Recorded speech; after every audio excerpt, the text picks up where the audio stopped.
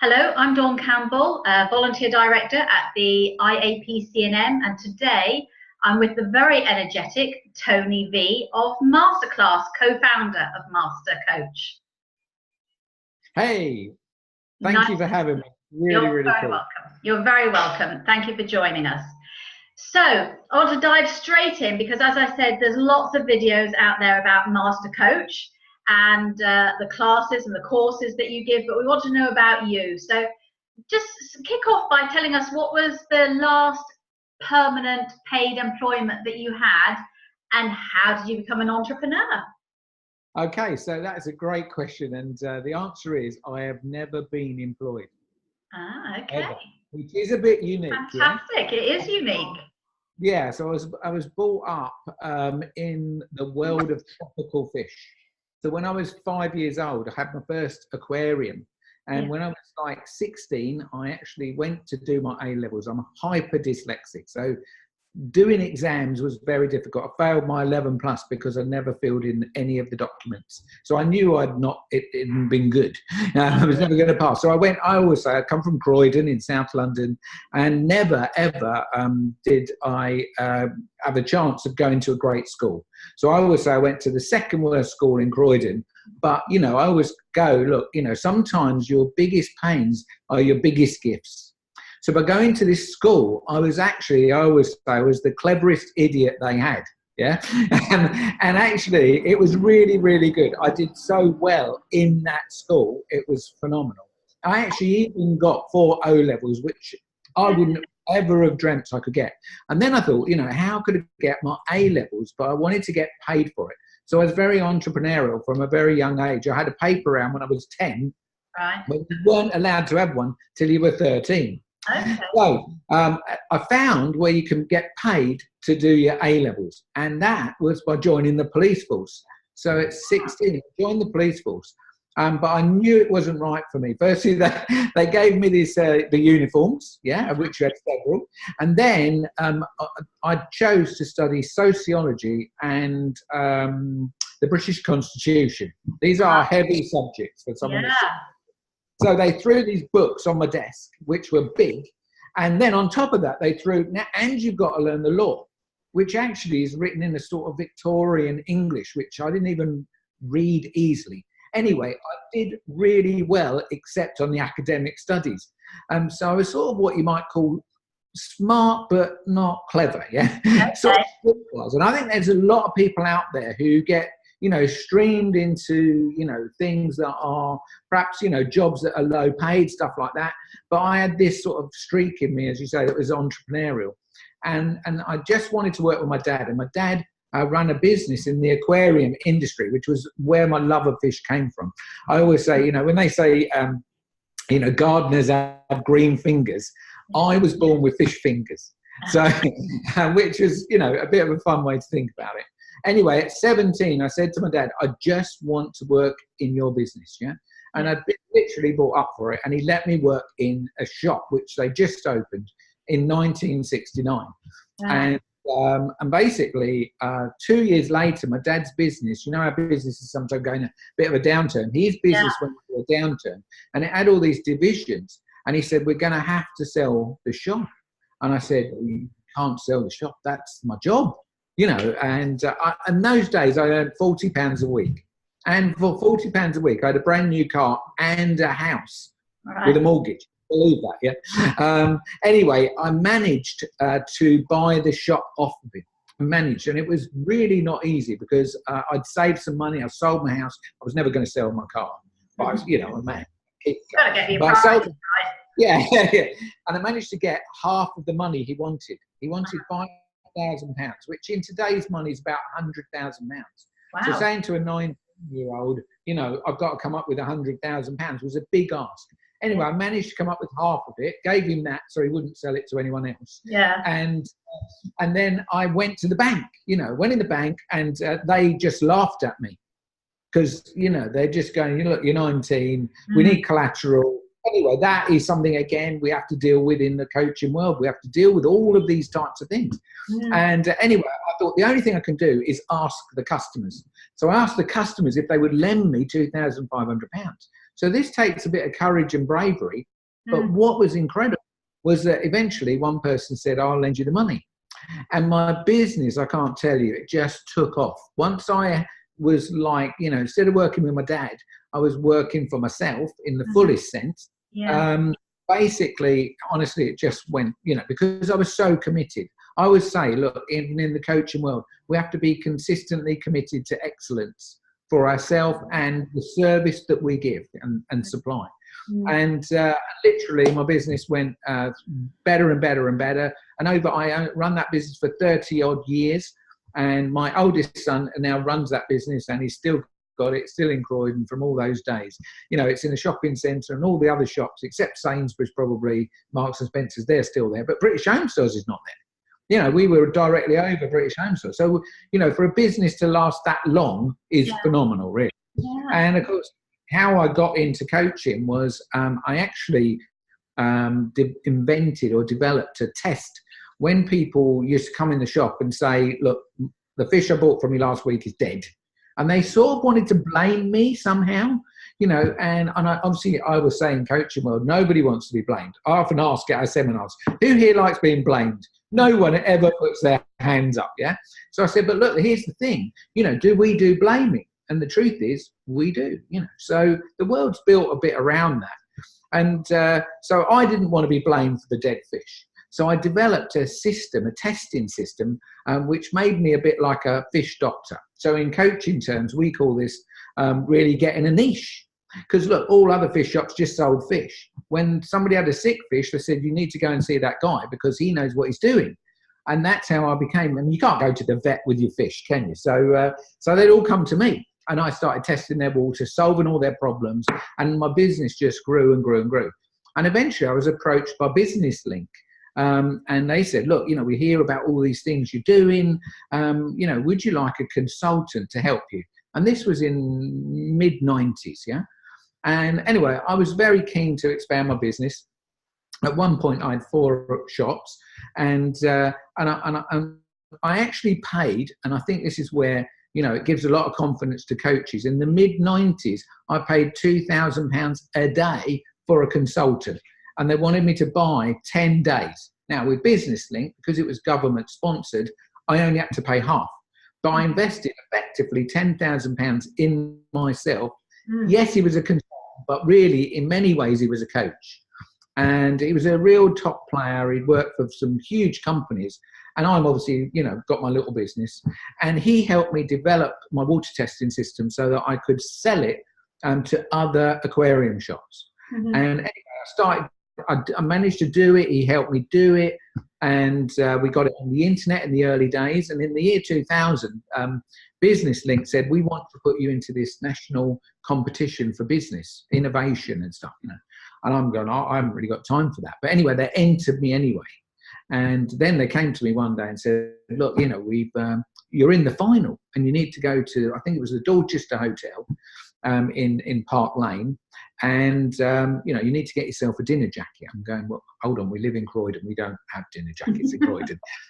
He said, you're going to have to hire one, yeah? So anyway, I hired a suit and I went on my own. And, you know, you've sort of seen like the Oscars. There were big round tables of 10 people. I had to sit on a table with 9 other people.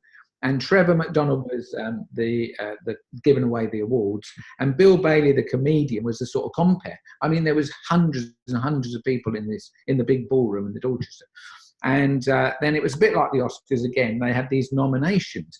Anyway, played, and they've been to my business and taken a film and everything. And because I'm in the last 4, they played the film on my business, and it's very unusual business, of course. And then Trevor McDonald's got his envelope, you know, his golden envelope, and he's opened it. And Sainsbury's came 3rd, and Richard Branson came 2nd, and I won this competition. And I'm going, and of course I had to go on the stage, you know, get my award. It's a big award. It's a bit like the World Cup, the Football World Cup. And the magical thing that really happened from that is I had to go to a meeting with the judges, which were very big business people. There was a head of British Telecom, head of British Gas, and the head of the Royal Bank of Scotland, who have been a bit tainted nowadays. I think he got the sack. But anyway, I went to this meeting in London with them, and they asked me one question. It's one of the reasons that I absolutely love coaching so much, because, you know, just one powerful question can change your life. And it wasn't really a coaching question, but it was a powerful question. And they just said to me, so now you've won this award, what are you going to do next? It's like a presumptive question, isn't it? Yeah. I just, and literally, I didn't really know the answer, but intuitively, words came out of my mouth. And basically, I said these words. I said, look, I've helped these people with their fish for 30 odd years, yeah?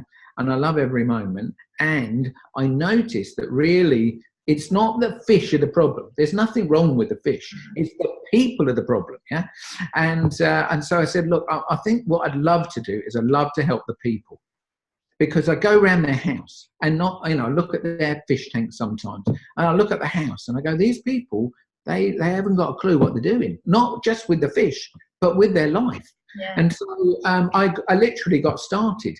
And I went to my kids who weren't too impressed. And I said, look, I'm going to sell you, because remember, my dad had sold me the business. So I'm now going to sell it to my kids. And they were having none of it.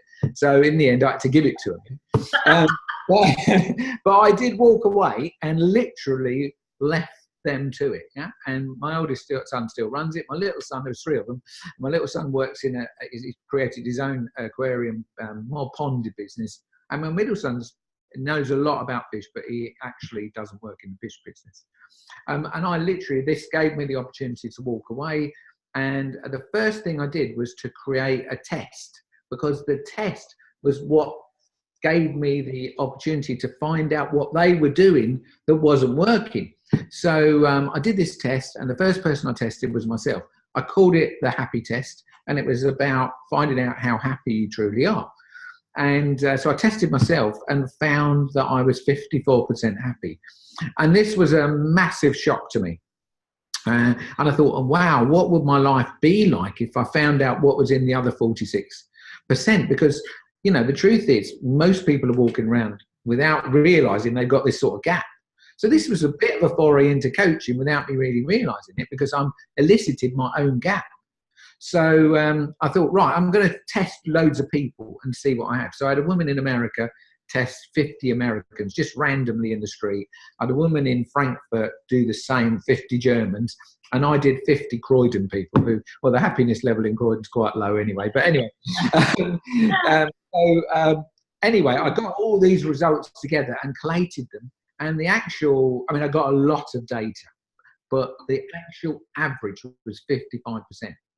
And I'm going, well, for my first thing was I'm 1% less happy than all the other people. So I thought I set off to find, you know, it's like setting off on the Holy Grail, isn't it? You know, you're literally going, okay, I need to find out what's in this gap. And that's how I got started coaching.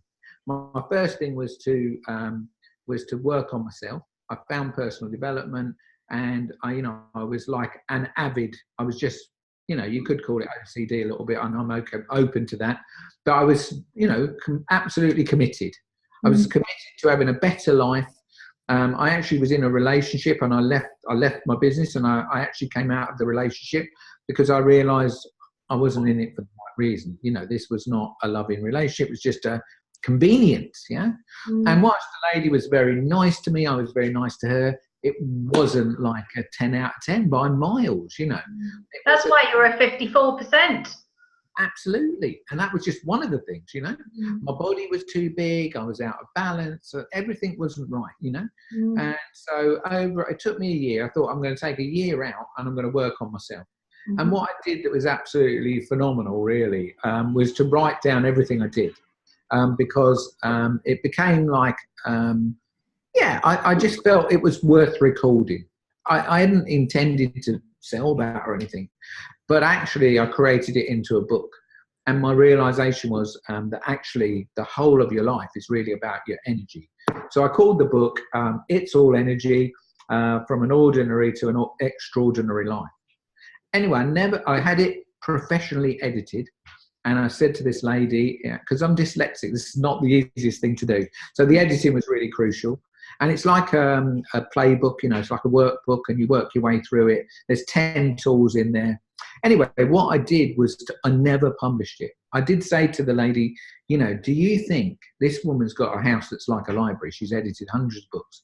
I said, look, what's the truth? Is this book any good? She said, honestly, it's very, very good. And I would not say that, you know, just because to keep you happy, you know. And I never paid her to edit it. She did it for love, you know. And anyway, amazingly, when it got to the coaching and I started coaching with Nikki, I was always looking outside of the box to go, well, you know, how would you get coaching clients? I don't really understand how you do this. So one of my things was to give my book away. But I actually said I started by charging for it. So because I think outside of the box, it's a great thing about being dyslexic. You don't think in an ordinary way. So I thought, right, well, how much is a book? Well, £10, £15. So I thought, I'm going to charge £150 for my book. Now, I had to print it out. But I sold 20 copies of my book, which was £3,000. This was my first coaching thing. And with it, when I said, once you've read it, come back to me and I'll share some time with you and we'll see what needs to happen to work on you. So this was like crazy, but I literally sold 20 copies of that book to people who wanted to have a better experience of life. So you can see how it's very entrepreneurial all the way through, which was your opening question. That was a very long answer. Well, I almost don't need to ask any more questions because that was a fantastic overview. But a couple of things that came to mind was it sounded like you were one of the early crowdfunding type people. You know, crowdfunding is meant to be fairly new in the last decade or so, but you did it years ago by asking your customers to contribute. Yeah, and I never thought of it in that context, but that's very true. Yeah. And you're in good company because I'm also dyslexic, and so is one of our joint contacts, Richard Branson.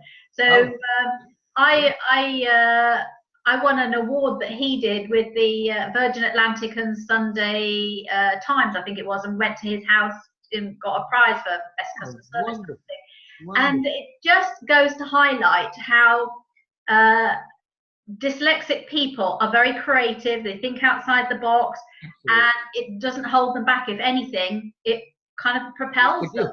I'll go, it's a gift. Yeah.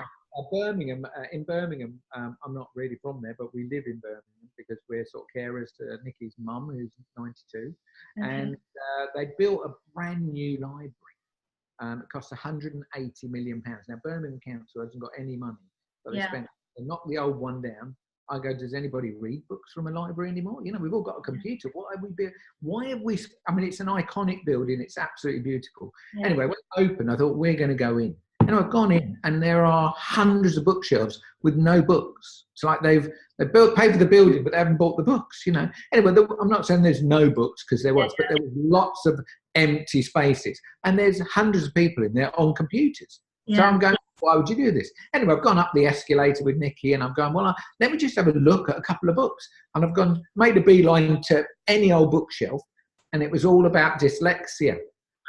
Wow. I mean, I'm going, wow, that is incredible, isn't it? I could have gone to any bookshelf in here and I've gone to this one. Anyway, I just literally picked one book, opened it, and it was a guy interviewing somebody who was dyslexic. And the sort of question he put to him was, so why is it that dyslexic people, you know, struggle with life, or whatever he said, something like that. Mm. And he's gone, quite the contrary. I think it's because they're dyslexic that they don't struggle with life. Mm-hmm. Isn't that interesting? Yeah. You know, and I so encourage everyone to see, you know, their darkest moments as their greatest gifts. Whatever you think is adverse, how would it be that this is a gift? Now, some people struggle with that, but again, with a bit of coaching, they start to see there's a gift in everything. Yeah, exactly. I don't know if you're familiar with Proust and Squid. If you've looked into the dyslexia, you probably, but they wrote a book on dyslexia and saying that actually it's very unusual for that part of the brain to work for us to be able to read and write. So the people with dyslexia are probably more normal than the ones, you know, who aren't. So it's an interesting way that they flipped it. But, I love it. Yeah. So you've said that Nikki is your business partner and new partner. So how would they describe you, other than high energy, which we all get that? What would be something that they could tell us that you wouldn't normally share, a secret perhaps? Yeah, okay. So as a husband and wife team, yeah, which we are, obviously we're known as Tony and Nikki B. Something you wouldn't know. Well, one of the funniest things that most people wouldn't know is that I met Nikki on the personal development train. So we were at several events where we never met, and then we met in Frankfurt at an event. She was actually presenting. Yeah. I sat in the front row, and there were very few Brits there. So afterwards, we had a quick conversation. And actually, I had a vision. I also wrote a vision. I'm a very big person, thinking about what's your purpose in life? Why are you on this planet? Why did you come here? You know, what's your mission, vision, purpose, that sort of stuff. So I wrote a 70-page vision of what I wanted to do with the rest of my life.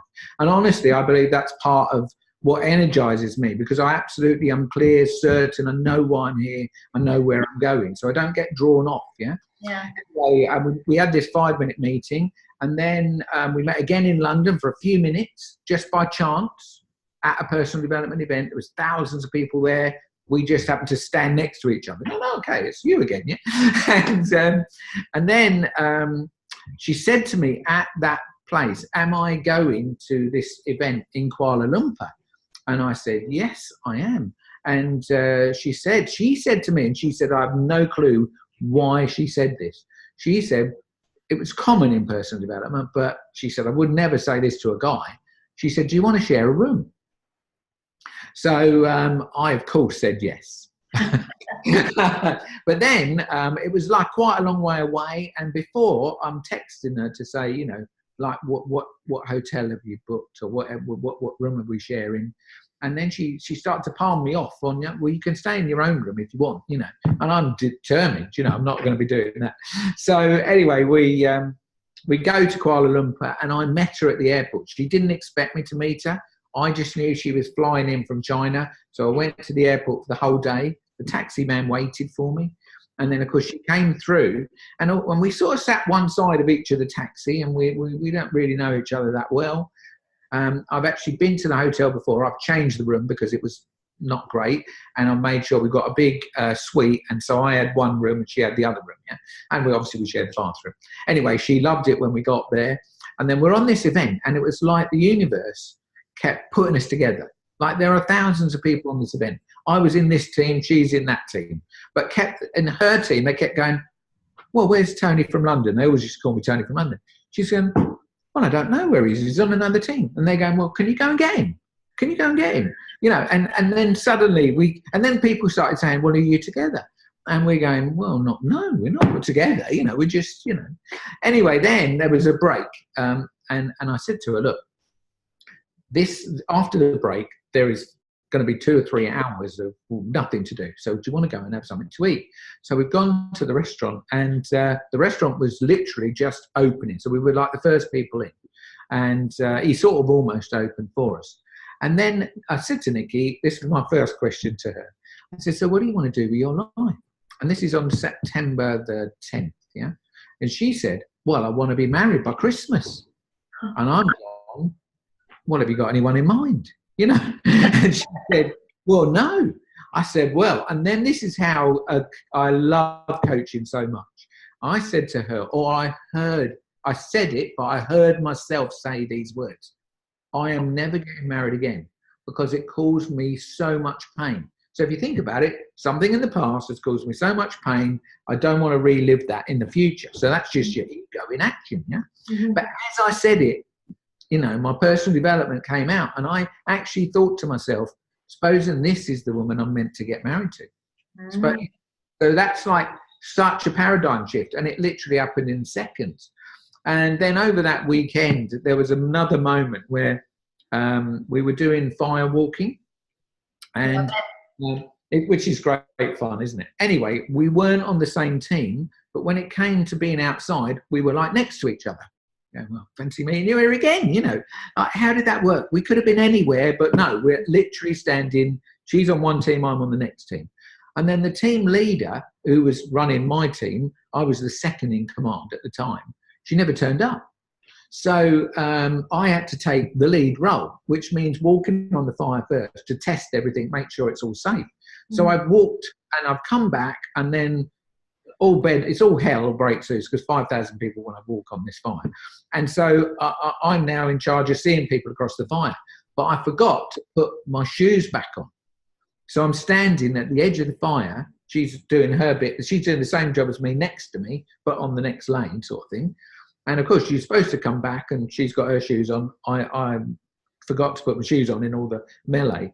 And literally, when everything was finished, I realised that I burnt my feet really badly because I'm standing on the hot coals for like 20 minutes, yeah? And, it's good for, a minute or two, but not, because I'm not focused on burning. Yeah. I'm focused on the people, so I'm not burning, yeah? Yeah. But then as soon as it's all over, suddenly my feet were like really bad.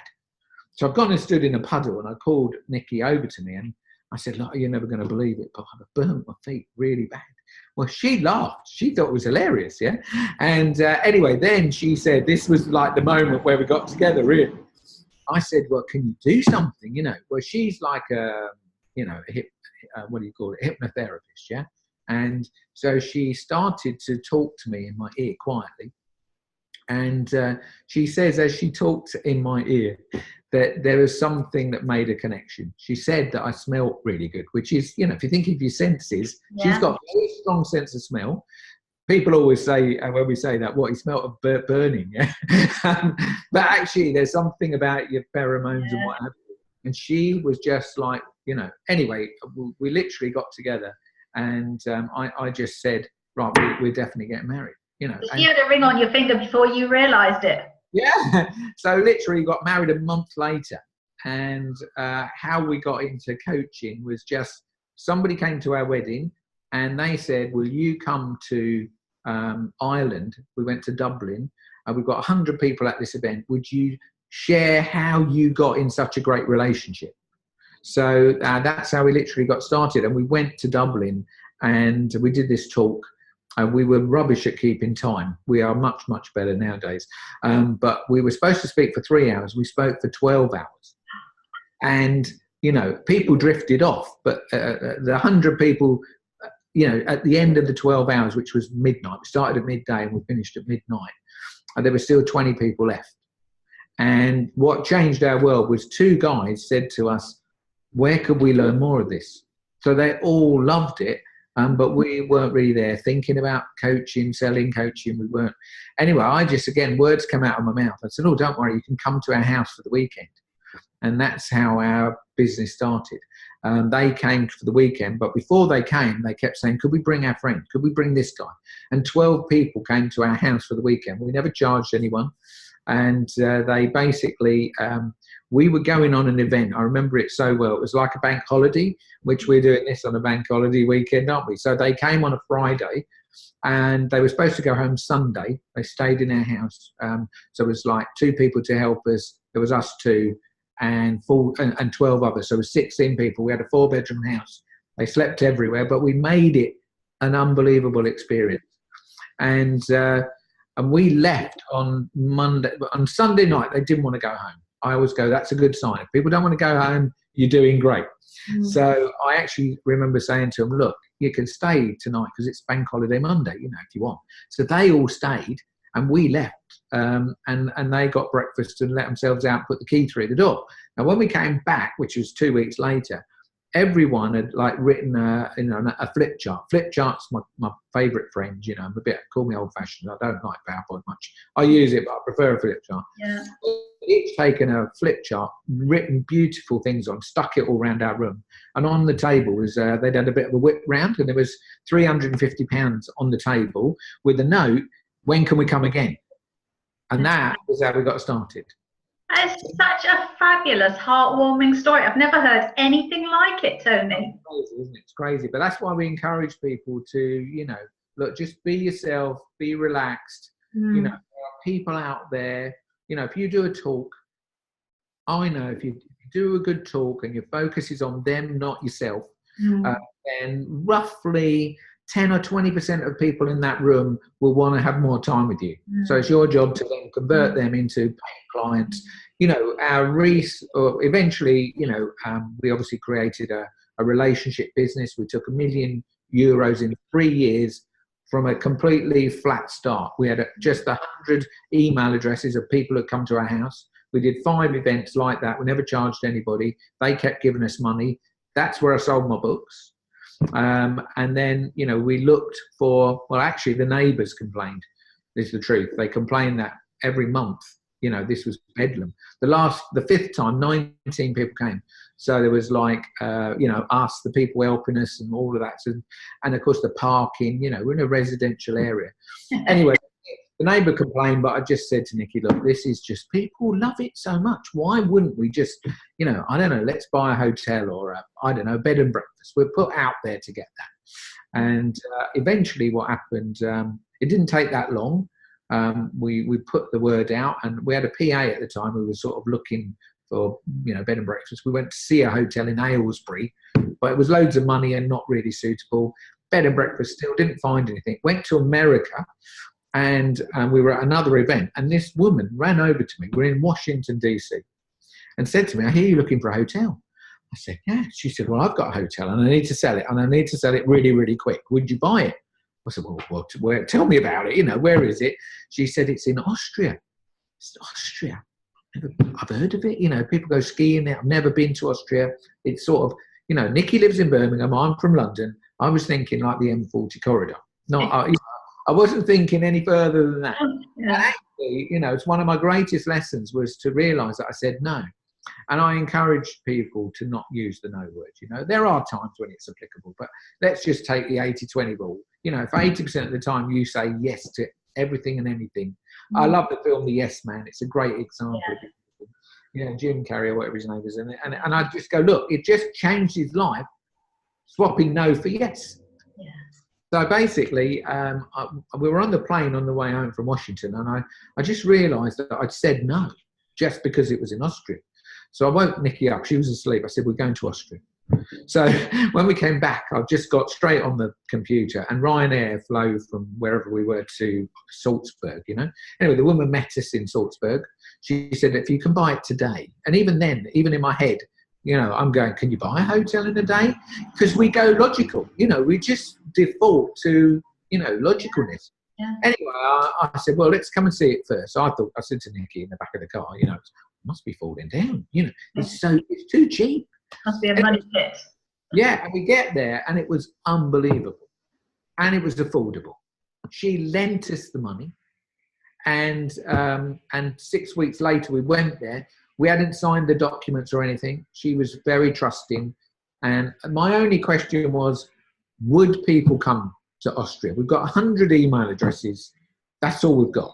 Can we get people to come? But I said, you know, I'm mad enough to do it. I believe if this is what the universe has given us.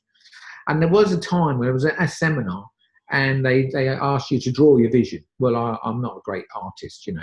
But I remember drawing this house, and behind it was hills.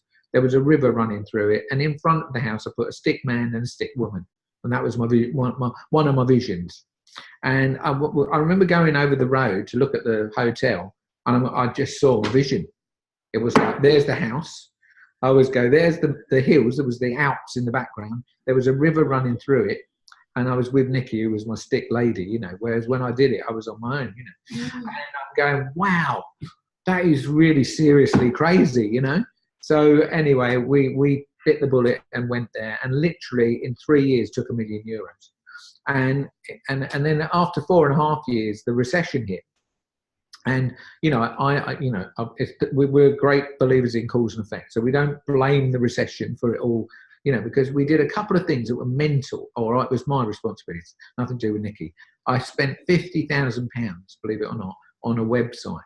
Now, this website was like all singing, all dancing. Marks and Spencer's would have been proud of this website, but it was too big for what we needed. I mean, literally, it was like an amazing thing.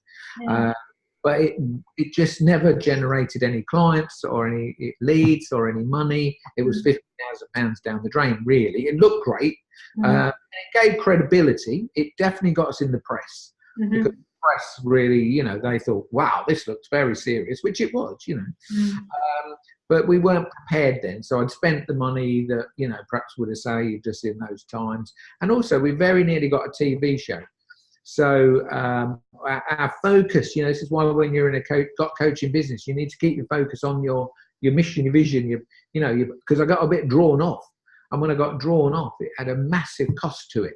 And the cost was that ultimately, you know, we went around a bit of a cycle. You know, we started this thing, we took loads of money, hundreds of people came. They absolutely loved our relationship coaching. 70% of the people that came back. You know, you couldn't have believed that when we stood in the field looking at this house, that all of that could have happened, you know. But anyway, it came to an end and we came back to England. And whilst we were there, what was interesting and how we got into coach training itself, rather than being coaches, which we still do this weekend. Just been to a couple in Cardiff. We live with them for the weekend, sort them all out. It's fantastic. Unusual thing to do, because most people think of coaching as an hour. I go, look, why would you do an hour when you could do a couple of days? You know, if I put you as a coach in a room or a house with somebody for 2 days, you can do so much more than you ever can with an hour a week for 3 months. Honestly, if I've got a choice, I'm never going to do 3 months worth of 1 hour coaching. I'm going to do, let's sort it out now, give it some quality time. And I know this works, and people will pay a lot of money for this, because I always go, look, you know, when you say you're going to do over 3 months, I'm going to do for you, you know, 12 1-hour sessions, they're going to go, well, does that mean I'm not going to get the result until 3 months' time? Because that's how they're going to think. And I'm going, well, when do you think they want to get a result? They want to get a result now, because they've got a problem that they need help with. So all of this led us to realise that immersion coaching is very powerful. And we use it in a conversational way. So Master Coach is very unique in as much as the style. You know, we created what we call the V coaching strategy. It's different to all other types of coaching. It's very conversational. People are being coached when they don't realise they're being coached. I mean, obviously, we want them to put their hands up to be coached. But often they're going, wow, it's like you're coaching all the time. And we're going, well, absolutely. You know, but it's in a style that they don't feel like it's question answer. You know, it's conversation. It's story driven. It's metaphor driven. It's model driven, and it's absolutely powerful beyond belief. Really, get good at it. Which is why we call it Master Coach. We always say we don't call it ordinary coach. We call it Master Coach, and you have to master these things, which takes a lot of practice, a lot of commitment, consistent commitment. And then when you get good at it, it all blows you away. And of course, you get phenomenal results with your clients. So eventually, while we were in Austria, so many of the people that came said, could you teach us to do what you do? Because it sort of looks a bit like magic. You know, they go, we're not really sure how you get the result, because it's subtle how it's done. So while we were in Austria, we trained 35 people to be relationship coaches, because that's what we did at the time. But when we came back, people just kept saying, well, could you just teach us coaching? So we created the coaching strategy. And we used to do it in quite a small way. In fact, Nikki's the main trainer, really, for the actual coaching skills. I teach the personal development, spiritual development. I teach you how to get into a phenomenal place as a coach. Because look, if you're going to assist somebody else, you at least need to be ahead of them. You know, you can't be, you know, their life's at an 8 out of 10 and you're a 4 out of 10. I go, you need to be a 10 out of 10. We need to aim for a 10 out of 10. And that's my part. I go, look, I'll train you how to do that. But obviously I can coach at a very high level. So I do it. But that's what we sort of bring, how we do Master Coach. And we used to do it to like 20 people a year. And then about 3 years ago, we just thought, do you know what, we're going to launch it much bigger. And I think in the last 3 years, we've trained about 1,000 people. And then we met you guys, and it's been amazing. And obviously we're looking to do even more with you guys, you know, make ourselves credible, get that sort of professional, you know, mark. But the accreditation's been great. People feel confident, you know, that more and more people ask about the accreditation nowadays. Who is your training accredited? So I feel, look, we've gone from being, you know, very, you call it left wing, but not in a political sense, type coaching, to, you know, getting our foot in a sort of a solid, you know, way, but we still teach what's, you know, very unusual, unique, and very different. I could definitely see you being on the TV and getting your own show one day. Oh, I know. Well, Perhaps replacing Jeremy Kyle in the morning with some real coaching. oh, absolutely. Wouldn't that be? I mean, I just cringe when I hear it all, because obviously I have a massive belief, and we were so near. We were so near. But again, the recession was there. We got to BBC Two, the top of BBC Two. The board are now deciding they were going to spend £700,000. This was 2006 or something like that. So it's a lot of money. We're going to do 12 programs. A little bit round Super Nanny, because there's some, in some ways we're a bit like that, except we go and live with them, where she comes in and goes out again. And then they said, look, if you were more famous, we'd do it tomorrow. But you're not famous. They even talked about finding someone famous to sort of, present it. Said, look, we're just not confident that we'll get our money back. Well, 3 years later, you probably are famous enough now. Yeah, maybe. But there you go. So one day, maybe I'd love to do it, because I just bring something. We make it fun. It's entertaining, but it's massively educational. People are, blown away. Kind of remind me of the couple, and I can't remember their Christian names, but they're called Diamond. And they're in the health field from the 60s and 70s. And what you were saying about the coaching, you've created lifestyle coaching. It's not just coaching when you need to coach somebody for something. It's coaching as a lifestyle thing. And that's how you become a master at it. You're doing it 24/7. And it's a bit like this couple, Diamond, who wrote this book, had a TV program, and it was all about creating this lifestyle diet. So how is your book doing, by the way, now? Well, I've still never published it. In fact, I'm all about giving it away. You can go to join our Facebook group. There's like a link. I don't know if got that in yours. But there's a link on a Facebook group called Files, which you have to turn on. Yes, you can put any files you want, so people can go to that button, click it, and then they can download it for free. Because you know what, I've just never really got around to it. I mean, Nikki and me have written lots of stuff. We've published a couple of little books, lots of ebooks, of course. So we tend to use it more for our marketing. But that particular book, I go, do you know what? I believe it's everybody's book. Well, perhaps at the end we should create a little competition, and when we put the video out on social media, some people can get a signed copy of your book.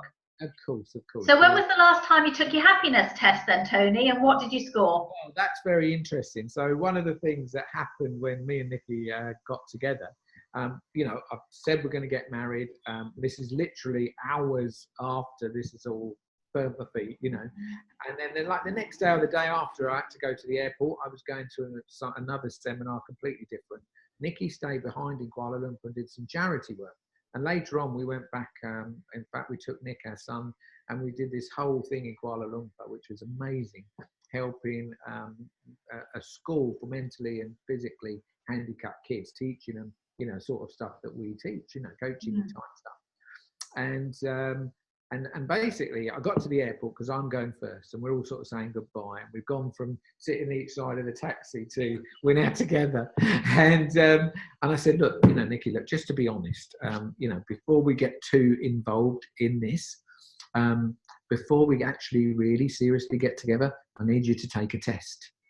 Now, this did not go down well. Yeah, not very romantic.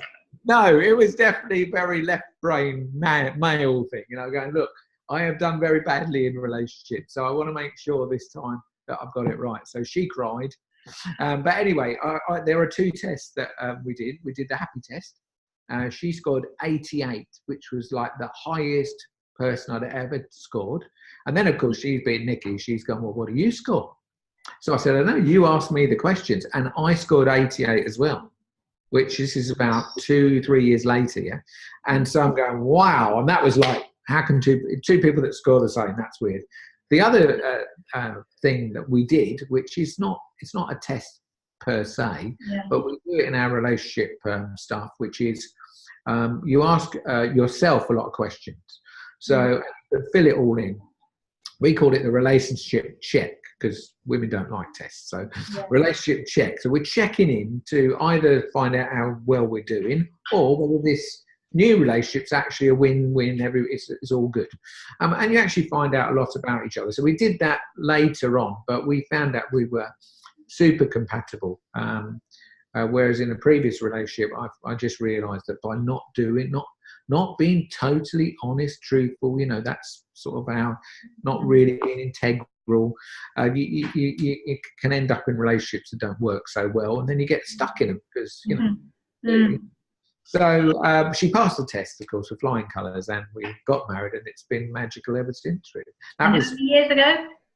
15 years we've been together now, which seems, honestly, it seems like 5 minutes. My first marriage was 20 years worth. I probably looked 60 by the time I'd finished, because it was just horrible. It was horrible. Is this it? It's not good. So I believe that, it's important to work on yourself and make sure that, the people around you have a great experience as well as you. Yes. Yeah. Oh, absolutely fascinating. Well, I hope we'll be able to take the test as well. Yes, the happy test is on there. We got it on a sort of a bit. It's on an Excel spreadsheet. Just goes to show what you can do. But you can literally take the test. It's in the files. You can download it and test and go. Yeah, it's really simple as well. These are coaching questions which you use. You're welcome to use it in your coaching, because I love these questions. They help people elicit their challenge. So nobody's telling them. They're sort of realising as you ask the question where they're falling short. And then, of course, as a coach, it's our job to dive in and help them with whatever the gap is. Yeah. So what's next for you? You sound like you've achieved a huge amount. You've had a fun life, ups and downs, couple of businesses, couple of marriages. What's left to discover and to challenge you, Tony? Yeah, no, fantastic question. Well, I wrote in my visions called The City of Light, actually. And it's called Humanity, What Next? So I'm always working on, what could we do that would be seriously big, that would affect the planet almost, So one of the things I've really learned in my years of doing all of this is that actually the biggest challenge that I see is that people are, shall we say, not aware. The word consciousness is a great word, of course. So my thing is to start a movement for more conscious people. And potentially maybe even have that as a political movement, because if you want to make massive change, you need to be political, social, you need to be economic, you need to have all these bases covered. Otherwise, change doesn't really happen. You think we're so locked into, the science world, for example. I go, look, most people don't believe anything that's not evidential or provable. And that's because, we got locked into the world of science about 300 or 400 years ago with the Newtonians. And the human race took a sort of a left turn, which has left it in a bywater, where, people just don't trust anything. Whereas coaching, of course, is an alternative. It's fairly and squarely in the world of alternatives. It's difficult to prove that it works. It's experiential, isn't it? Once you've had coaching, you go, wow, that's incredible. I've just learned this stuff about myself, seen things from new, more empowering perspectives. And so, everything can change from the decisions we make from that place. But, science doesn't, it doesn't agree with that yet, because it's not proven that works. So for me, the alternative world is the world where I go, look, that's where the answers for the future of humankind live, not in what we know, but what we have still remains undiscovered. And I'm just, we've got an event on here today. We've got 35 people here, and I was just, serving them with lunch and God knows what. And then they're saying, well, what do you eat? And then, of course, I just know that they don't know that what they're eating.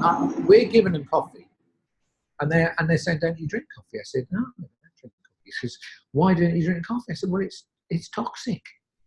But people don't know that. And there's a Starbucks or a Costa on every, it's like an epidemic of coffee drinking. We're drinking coffee. It's not good for you. No one can say it is, Then they put milk in it. This is not good. Then they put sugar in it. This is not good. So look, we are paying £3 for a cup of something. Yeah, really.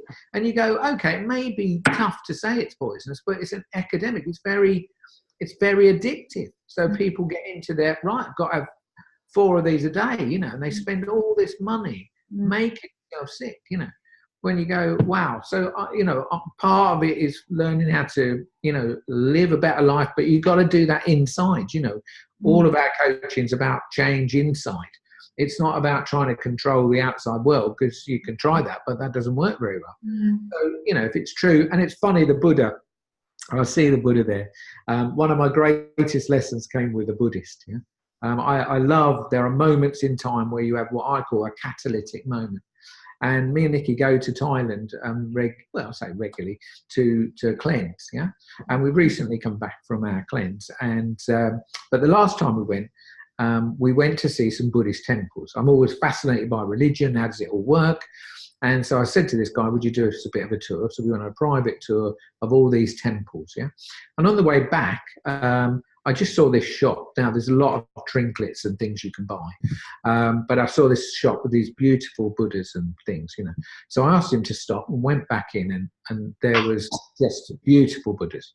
I've already got two. I've got a feminine one, which is, I call it Nikki's. That's one lying down. Yeah. Yeah, I've seen that one on your desk. Oh, yeah, it's beautiful. It's beautiful. It's made of onyx. And then we've got another one, which is made of marble, which somebody hand carved out marble. It's absolutely, we got it in the office. Anyway, I've gone in here, and they're more of a sort of like not the type of Buddha you got there. It's more of a sort of the Thai version of the Buddha. It's got like a pointed hat. Anyway, that's some beautiful ones there. Anyway, I bought it, done a bit of bartering. The guy in the taxi, I was quite happy to pay, but he's going, no, don't pay that price. Anyway, the woman's wrapped it all up in bubble wrap and put it in a box so that we can literally take it on the plane. We come back to the hotel. We went to this sort of, the bar where you sit. And this little guy, they're very lovely people in that part of the world, because they're all, Buddhists really. Yeah. And they're different, they're gentle, Anyway, the bar guy's gone, so what did you do today? I said, well, we've had this great day. We've gone to the temples, and on the way back, I saw this shop, and I bought this beautiful Buddha. I just love it, And he looked at me as though I was mad, and then he literally went to me, he's like, let it sink in, because they're very steady paced people. So I've told him I bought this Buddha and I'm all excited about it. And he's gone to me, but Buddha inside. Yeah. And I can't tell you that was life changing for me. I actually made a bit of a joke and said, do you think I can get a refund? But we didn't get a refund, and I've got it at home. But every time I look at it, I just remind myself that Buddha's message is all about, it's internal, it's not external, So it's one of my biggest life lessons was to realise, as if I needed it, but I obviously needed another, and he's I needed another, bit of a punch on the nose to go, when are you going to get it? Bought something outside of yourself, And I literally, we were with these people on the weekend. They had a lovely morning routine, and then they got this little Buddha out, and then they started praying to the Buddha. And I'm going, you see, that's not the message of the Buddha. It's just not the message, So it's interesting. So I love all of that. Yeah. People go, right, okay, and I go, for humanity, the more that and I believe coaching, I wrote a little document going, only questions can save the human race. Because I actually believe, when people are really struggling, but when their consciousness is very low, they're very resistant to questions. But that's why coaching them when they don't realise they're being coached is also powerful. And sometimes you only move them a little tiny bit, but look, a tiny bit can, the story of the, 2 degrees can be phenomenal. Yeah. Well, as you look questions, have you come across Daniel Quinn, famous author in the 70s? He wrote Ishmael. No. And there's a whole worldwide community called Ishmael, and it's a forum, and it's a teaching. You learn about the book, and you study it, and you analyze it, and it's like a university. He also wrote a great book, I love the title, called If They Give You Lined Paper, Write on It Sideways. No. And I think it's perfect for dyslexics. Yeah, that's it. Break the rules. He was way ahead of his time. But I get what you're saying about what you're going to do next as part of your legacy, create a new movement. I'm taking a free online course at the moment called the Charter of Compassion. I don't know if you've come across it, but they are interested in, they've got tens of thousands of members all around the world, but it's raising that awareness, because as Buddhists, we say, most people are sleepwalking through life. Yeah. And how can you have compassion for other people if you don't start with yourself, and so on. So a lot of what you're saying links up to that. So there's a lot of synergy there. Yeah, I just go, look, I'm a guy from Croydon, so I bring it. One of my gifts as dyslexic, I believe, is to take something that's quite complicated and make it simple. Simple and doable. So I'm a lover of sharing with coaches about creating models, stories, metaphors, of course, that actually help people have realizations why you're sharing it. And I'm a believer that that's a form of coaching, mainstream style, but definitely it works. So our events, we've got a mixture of philosophy, stuff that we may have created, not that you really create much, you're recreating, regurgitating, you know, but look, we create it in our own unique way and share it in that way. And of course, if people can consume it and it changes their energy, then you go, wow, this is working. So, going back to the lunch that you just served, would I be right in guessing that maybe you're a vegetarian or a vegan if you're very conscious about what you're putting into your body and the energy from food? Yes. So funny enough, at the weekend, we went to this house with this couple for the weekend, and they were vegans. I've said, look, we're good for a vegan. But of course, it's, you know, vegan isn't necessarily healthy. Because they eat pasta, they eat bread, they eat a lot of sugar. So for me, quite often a lot of fat. Yeah. So one of the, you know, it was all good. And we just eat small amounts. If they give us things we don't really eat, then, but we're not OCD. At the moment, we're going, right, could we go, once we've been on a cleanse, because what honestly happens is you're a bit like this. So we've definitely gone on a downward trend, and then you get addicted. And the most important thing you're addicted to, without most people really realizing, is definitely sugar. Because inside, worse than cocaine. Yeah, they call it the cocaine of the food industry, don't they? And of course, you walk into Sainsbury's and literally you can walk around any shop really and just go, you know what, it's just full of products with sugar in. You have to really, you know, put yourself out. So we've been vegan, I've done everything, you know, but actually what I find is probably one of the most important things, and I know when I do it, it's like works, it energizes me massively, is to be hydrated, which is ridiculous, really. So there's Dr. Robert Young, I don't know if you've ever come across him, he talks about alkalizing your body. So we sort of do the best we can to have an alkalizing diet. But the key thing is if you can kill off the bugs in you, which are pretty much present in every Western Union because of the diet, which are things like candida, you've got, you know, you've got funguses, molds, you've got bacteria, parasites. Parasites. So if you can kill all of these off, then actually you're one thing Robert Young says, which is very interesting. He said when we've got like these messages our body sends to us, to our consciousness. And one of them is, I'm hungry, So like we suddenly feel hungry, And he said that the Western human is pretty much, when they get the hunger signal, they're actually not hungry, they're misconstruing this, they're thirsty. And they're just dehydrated, So, but then they eat more sugar, and then they feed all these bugs, and they're all, you know. So anyway, for me, the first thing I do in the morning is drink a litre of water, and I put greens in that water, so it's a green water, and it's like amazing, you know, like really is very energizing. And then we just eat fruit for breakfast, and then to be fair, we're not really hungry. I mean, I'll have salady things for lunch and then vegetables at night. So and we always done that? Absolutely not, you know. Once your sugar bugs are in control of you rather than you're in control of them, it's a downward, you know. But of course, the gift is when you kill off the bugs, you're not as hungry in the first place, and you have way more vitality, way more energy, which of course in our industry we need. You know, we need to have an energy greater than the people we're looking to assist. So I think it's fundamental. Your health is huge. I believe your environment is huge. Now, you know, sometimes we're not necessarily so in control of our external environment if we happen to live in a city or whatever. But look, we chose to live in a city, so we can choose to move.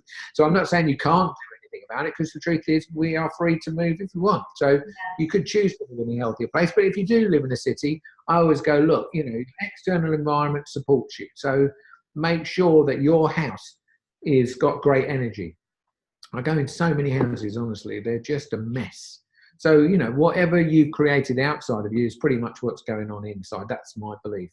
So I go, look, if we tidy up our environment, so, you know, and I love doing it. You know, part of our new offices here, we've got, you know, I'm in our boardroom. It's just beautiful. People come here and they go, wow, I want one of these, you know.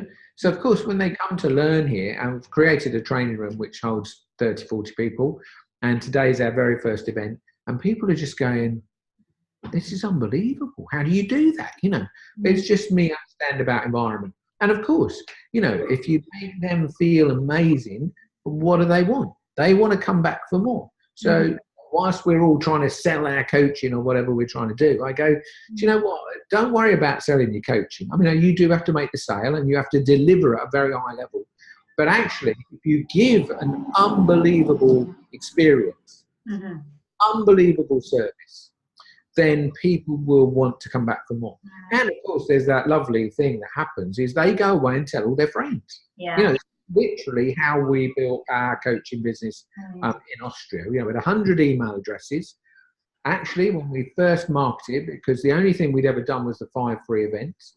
So when we did our first event, we did a bit of marketing, not great, but we did it.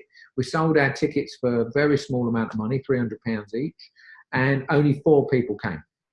Now, a lot of people will get disappointed with that, but luckily as a dyslexic and somebody that can just see it from a different perspective, I go, right, all we need to do is to give these people an unbelievable experience. We always have a formula which says for every pound they spend, give them £10 worth of value. And then, of course, you know, so I'm going, right, they spent £300, we need to give them £3,000 value. How are we going to do that? How can we make this unbelievable experience the best they've ever had? Because I know they'll go away and tell all their friends. And that's what happens, you know. And that's how right. You've had 4 people on your course. On average, they tell 10 people each. So you've touched 40 people's lives that you've yet to meet. That's it. That's the secret. And I go, look, every coach should be doing that. And I'm, you know, part of our business is an events business. That's what Nick, our son, is absolute genius at. And I go, it's one of the easiest ways to get coaching clients if you can do it well. But of course, a lot of people put events on there, they don't get any people, they get despondent, they stop doing it. So it's like, you know, for some of these things, there's like strategies. I'm not a great strategist because I go, look, I live in the moment, and I go, there's lots of signs out there, and you just follow the signs, but people don't see the signs. So they, instead of wanting coaching, they want a strategy. So I go, it's a bit of both, you know. The strategy you've employed is not working. You definitely need coaching, because for me, you're the person that's the problem. You're the problem, not the strategy. Yeah. So, you know, that's why, you know, we amalgamated our business. So we've got a really, you know, great sized business now. Today, our coaching training is being run by one of the team.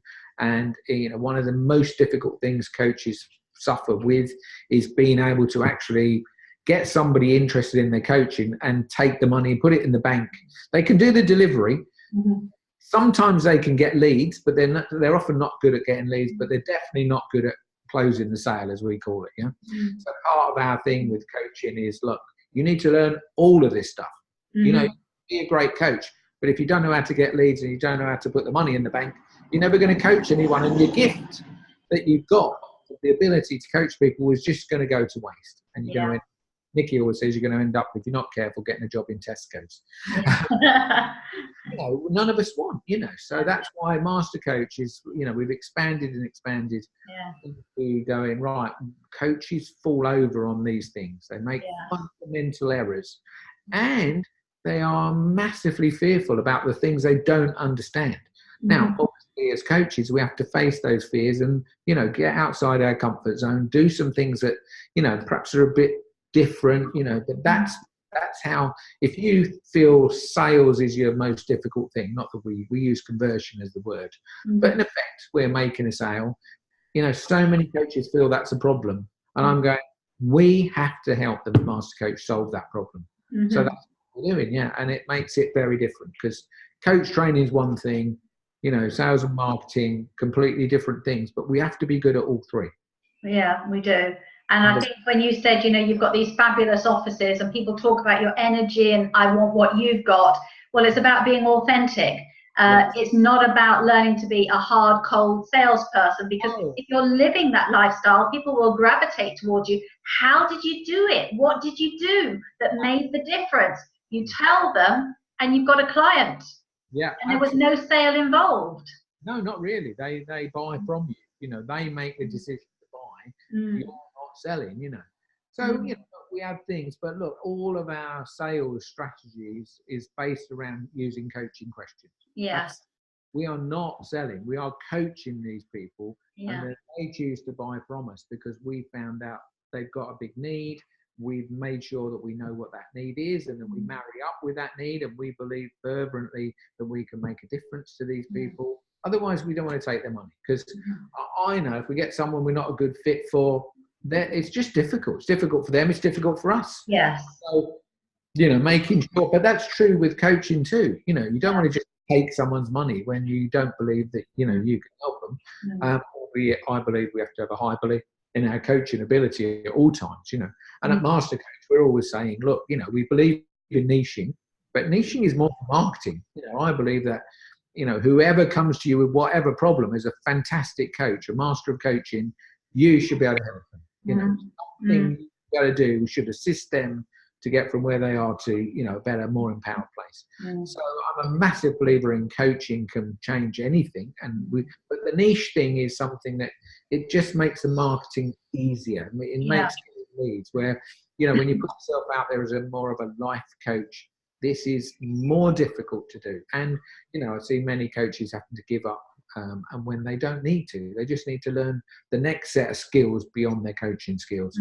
But of course, often, look, we get more and more people come to us that are been in the public sector. People like nurses, teachers, they've been a bit of a rush towards us with these people. Well, they're not entrepreneurial. No. They've never had to make a sale. They've got, they've got a job and they pay their tax out their wages. Being entrepreneurial and having been self-employed is so different. But, and they have to be open to learn new skills that they're not necessarily suited to. Being a nurse, you just naturally want to help people. Then when you've got to get them to give you some money for it, this is very uncomfortable for a lot of people and difficult to do. But anyway, we do our best to guide them to be able to do it. But we do it with coaching. That is fundamentally one of the big stumbling blocks, is somebody who's been employed and had money drop into their bank account every month, is how do they then ask for money? Because, particularly the older generation, you ask, you don't get. So if people can start asking for testimonials, for recommendations, then gradually, by the time they're qualified and throw open the doors and say, hey, world, hire me, they can feel a bit more comfortable asking for money. But it's all to do with value and attitudes to money and value on themselves. I can't tell you that's so true, and that's why when you start your journey with us, we do a 3-day event now. And the 3-day event, some people that are not coached, because obviously we attract quite a lot of people that are not coaches, think they'd like to be a coach. And then we attract people that are coaches, but are struggling to get, make a business out of it. So we get both of those people all at the same event. But sometimes the other day on Facebook, somebody put a bit of a harsh comment, they're going, well, how could you be a coach in 3 days? Well, the truth is some people are just gifted. They are definitely gifted. We have showed people that never taken a penny in coaching that after 3 days you can do it. You have to believe you can do it. But anyway, some people are super skeptical of that. But of course, that's why we're doing a mixture of coaching skills. We give you some fundamentals that are very different. The V coaching strategy is very different to anything else. And then, of course, we show you what you can do to get started. And nothing makes our heart sing more than somebody getting a client really quick and then making a massive difference because they've followed the fundamentals. And yes, there's a journey. We've got that journey of an upsell, and you can do more and more and more with us. But actually getting people to their very first thing with us is just phenomenal. We get the height of all the coaching things I've ever looked into. We get the highest feedback score every time, which is incredible, isn't it? Facebook have just changed their scoring system. They used to use a starring system, and they've taken it away. But I think I've looked at all the coaching companies. We just got more 5-star reviews some because we've been around less time in terms, but some of them we've got more reviews than they've got 10 times more followers, but we've got more reviews and more 5-star reviews from a smaller audience. So because they're more active and they're engaging. People they write the most incredible things. It makes you want to cry a little bit. You go, wow, if they could get that in like 2 to 3 days, imagine, what they can do in a year as they own the skill and practice and what have you. So, imagine if this stuff was taught in schools, Tony. Oh, you can't believe how many times I say that. I'm just on that. I'm going, look, we have a Victorian school system. Yeah. In fact, last year, Nikki had a 40-year reunion at her school. Literally, these women she went to an all-girls school, and I helped her run the day. It was more like an event. You can't do anything without being an event. And it was fantastic. And, of course, they've all brought pictures from their days at school. Not everybody had pictures. Yeah. But I walked around that school with them because they went on a bit of a tour. And I literally went in the classroom, and I'm going, so this was 40 years ago. If you took a picture and put it side by side, you'd be pushed to tell. Look, obviously, they had a blackboard. Yeah. You've got a whiteboard with a computer. But the principle of the way what we teach and how we teach it is still the same. Yeah. And I fundamentally believe that, I always say, look, from a relationship viewpoint, probably the most important area of your life, particularly when you're going to have kids, and most people end up with kids, vast majority more. 50% of divorce is failing. But look, did anybody at school for 1 minute teach you anything about being in a great relationship? And yet it's like the fundamental thing of your life. So I go, this is mental, really. Well, we're busy learning, and I did get a geography and a history O-level, which, is great. Do I use it? No, I've never used it. I'm interested in history. I'm interested in geography. But do I remember anything I learned? Not really, And did anybody teach me anything about relationships? No. My first marriage lasted 20 years, was the terrible experience, And then I'm in a second relationship, which really was like a bit of a brother-sister thing, So I'm going, look, why do we teach that? The other thing they don't teach, which I go should be on the curriculum, is they don't teach people about money. To him to get a teacher or a nurse, somebody that's had employment for a long time, when it comes to money, their money world is quite small. Their model of how it all works, as you say, it drops into their account, they budget a bit or don't, and then they're sort of left wondering why they struggle with their money. But nobody teaches you. So we're supposed to get this sort of stuff by osmosis. Well, of course, everybody falls over. They all trip over. We trip over even if we know we trip over. Yeah. We trip over definitely if we're not taught. So I'm a great exponent of, and part of my consciousness movement would be, how do we school different? What needs to happen to have people have a different experience of life from an educational viewpoint?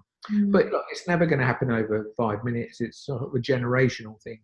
No, and they have started, because last year the schools started introducing mindfulness, and it's had massive benefits, because they're following what's happened in the prison system, which actually I think was started by the Buddhists by introducing mindfulness.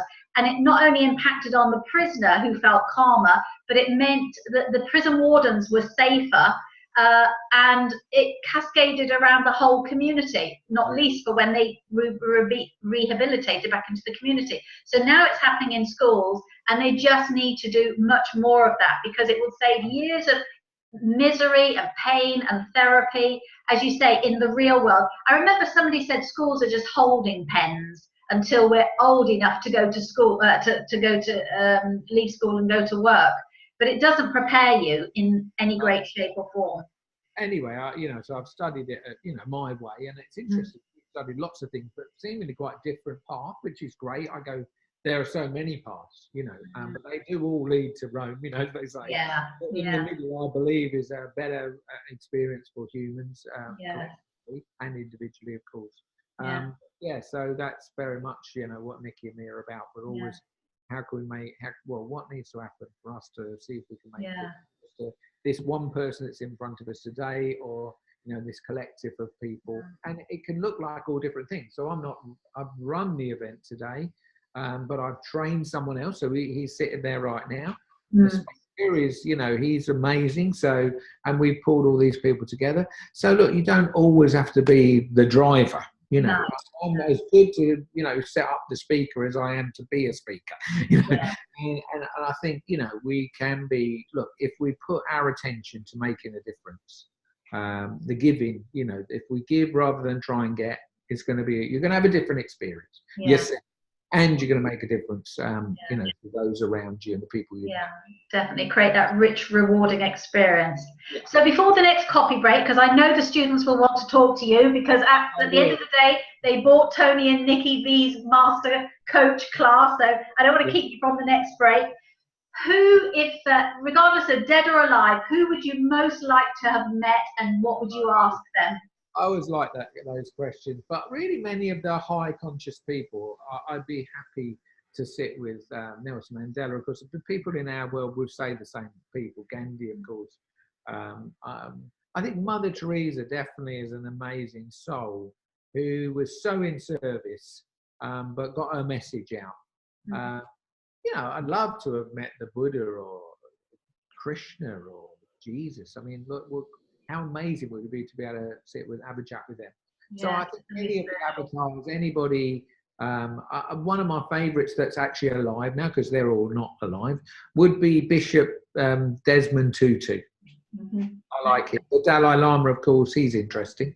Yeah, look, I think there's many people, but they're not like modern business people. You know, would I sit with Richard Branson? I would, but it wouldn't make, that's not really where I lay. I think I lay much more in going, yeah, what needs to happen to awareness? And I think these people that I've mentioned are all about being more conscious, so more consciously aware.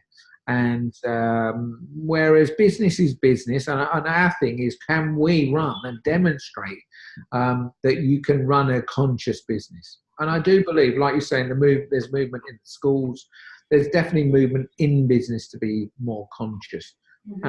You know, just in terms of things like Trustpilot, for example, they're prepared to, you know, put their business on the line, and maybe somebody's going to give it, you know, a bad rating. So it forces them to be better at customer services. Yeah. So that becomes part of their culture then, where they can't afford, because they can't afford a bad review, but they become more aware of all of the little things that it takes to have a wonderful business and to get somebody to give you a very high rating. So I see all this happening. I think we're in a time where consciousness is on the move. But I think we're still a long way to go. So, you know, it's argued by, I don't know if you've come across David Hawkins' work, and I know he passed a few years ago, but he sort of talks about 4% being conscious and 96% effectively being unconscious. And so, yeah, we teach a lot of that stuff. Like, okay, as coaches, we need to be conscious about ourselves first. And as you do that, you become more conscious of everyone and everything around you. And it doesn't matter if it's, you know, a creature, a tree, another human, just generally the planet. This is like an amazing experience if you can do that. But to do it, you have to think differently. And thinking differently is a big ask, because, you know, that's what coaching's about. It's about helping people see they're in a pattern and seeing if you can help them break that pattern and get a better one, you know, or one that serves them better. You know, not about better or worse, that's sort of just duality, but something that sort of serves us at a higher level, really. You know, that has a knock-on effect of the people around you, from, you know, your partner to your kids to your general family to the people in your street, to, you know, and you can spread it out there, you know, and so we can make a difference. And as you said, the ripple effect is phenomenal.